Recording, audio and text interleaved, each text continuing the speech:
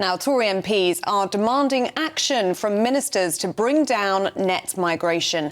It's after eye-watering ONS figures released this week estimated that net migration stood at 745,000 in the year to June. Well, the New Conservatives, a group of around 25 Tory MPs who entered Parliament after 2017, say it's do or die for the Tory party. Well, Phil Davies joins me now in the studio alongside journalist and author Julie Cook. Very good to see you both this morning. And Julie, let's start with you because you've got a really interesting take on this because your husband is Romanian, isn't he? That's right, yes. So my husband is a Romanian national, but we met abroad. So initially, before the EU accession of Romania, he couldn't come here. So we lived in Italy for 7 years. Exactly. We then came back here, and he, as a Romanian national, has worked here, contributed to the society, paid his taxes. And so his example and our example is, I think, a positive story of immigration. However, the recent figures are, of course, shocking, I mean, to anybody. But I think immigration can only work if it works for the country and the migrant. So, I mean, I think the migrant has to bring something to the table for the country to benefit. And I think in my case, that's happened. So for you, you would say if somebody is willing to come here, they're willing to work, to pay their taxes, to contribute to society, that's a positive thing for this country. Yes, I think, you know, as we've seen many times, should we have a point system? Should we have a threshold of finances or whatever? I agree more with a point system in that if you can bring something to the table, if you have, as we've heard before, a PhD or a degree or something to bring into the NHS, or you're a doctor, or something to benefit the country rather than to take from the country, of course. But then, you know, when we went, we were very young and we couldn't be together, so I moved over there to Italy. But since he's come here, as I say, he's really assimilated, and I think that's another important point, is I'm not saying we all have to be the same and forget where we come from and forget our religions and our cultures, but one of the main points of a successful migration, I think, is assimilation, is learning the language, is learning the idioms and the history and all of that. And I think that's where some people don't succeed. And what do you make of that, Phil? Yeah, I think Julie makes some good points. I mean, I don't think anybody's arguing that we should have no immigration into the country at all. I mean, we need immigration. We want to bring in the best people from around the world to contribute to the country. But it's a numbers game. I mean, it really is a numbers game. We literally can't cope with the numbers that we've got coming into the country. We can't house them, for one thing. I mean, there's simply not enough houses. We can't build houses at that rate in order to accommodate all of these people, just on a practical level, irrespective of the pressure it puts on the health service, the schools, and all the rest of it. I think Julie's point about integration is a really important one as well. Integration is absolutely key to any kind of successful immigration, and that is patchy. It is mixed in different areas, and we must insist on better integration. But the thing is, we cannot cope with the numbers that we've got coming into the country at the moment. And we see in other countries what happens when immigration gets out of control. People give up on mainstream politicians and say, we're going to need some drastic action and we'll elect whoever we need to sort this out.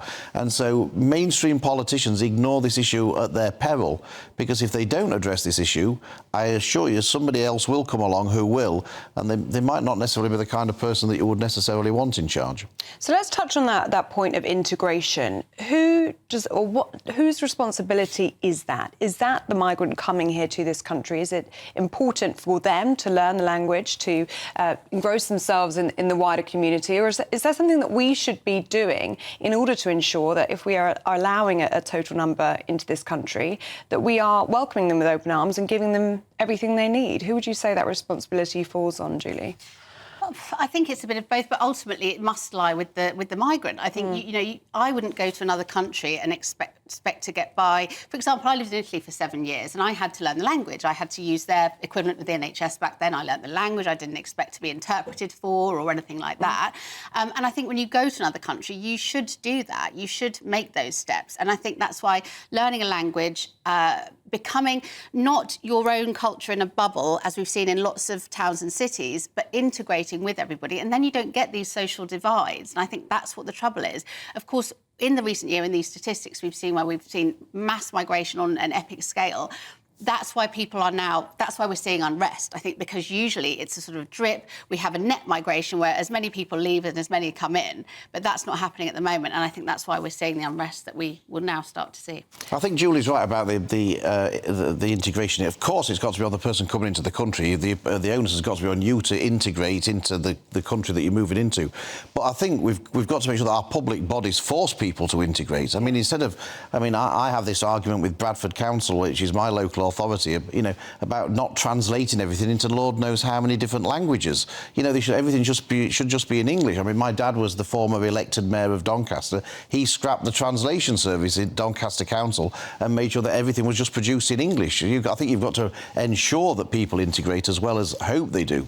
The New Conservatives, that's a group of around 25 Tory MPs who entered Parliament after 2017, they've said that this is do or die for the Tory party. Is that the sense that you're getting when you go around on the doorsteps in your constituency, Phil? Yeah, I mean, lots of people who voted Conservative in 2019 and are now not voting Conservative, the first thing they'll mention is immigration. Really?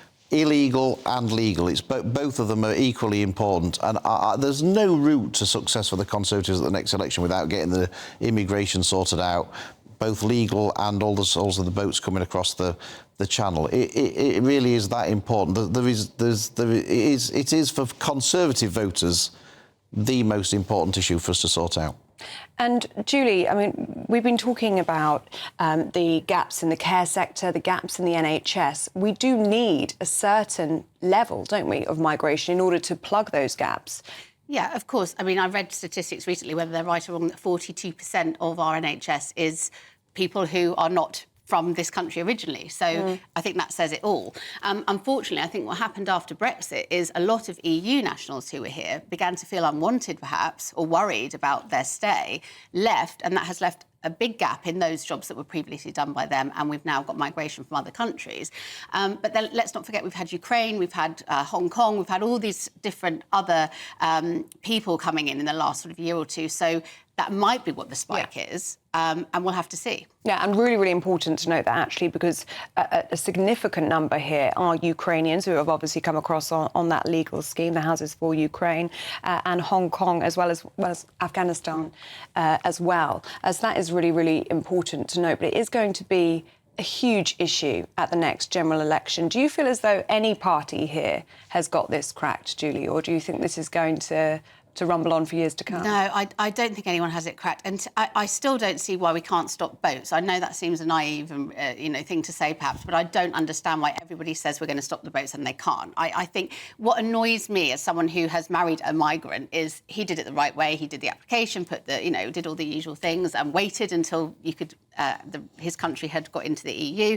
And I don't understand why people are fleeing awful situations, I know, and you can't wait. But there has to be a process. There has to be a fair process for everybody, because there are also tens of thousands of people who are trying to do this the right way, who could bring something to the country, who can't get in yet. Phil, just briefly, we don't have that much longer with you, but do you think that the small boats and stopping the boats, do you think that has been a distraction? Because you look at these figures here, and it appears that this is the much bigger issue, and we've been focusing perhaps on the wrong thing. Yeah, they're both massive issues, and we've got millions of people in this country who are not economically active. We've got to have a way that we get those people into work, so we don't rely so much onto foreign nationals and in effect write off all these people at home. We've got to have a pathway for that. But yes, the foreign the boats is very visual. People can see it on the telly. They see what happens in a way that you don't see legal immigration in the same way. And people do have a belief in fair play, and this is clearly not fair. When they're not fleeing persecution; they're fleeing France, for goodness' sake. And people just see that this is grotesquely unfair. And I think the British sense of fairness also means that this is a really big issue for them too. OK, Phil Davies, Julie Cook, really fascinating discussion. Thank you so much for your time.